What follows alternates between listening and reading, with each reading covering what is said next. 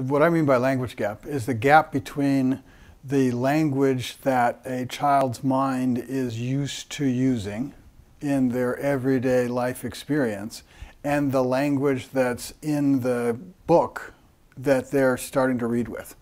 The bigger that gap, the greater the difficulty, the greater the challenge, the more brain work involved in kind of bootstrapping into it.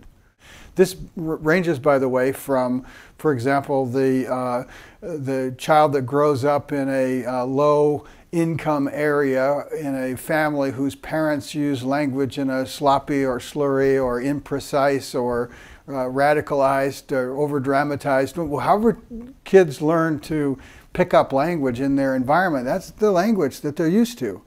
And those idioms, that particular vocabulary, those ways of speaking, those ways of emphasis, the further the text that they're starting to read is from engaging the language they're used to, the more difficult it makes the challenge of learning to read.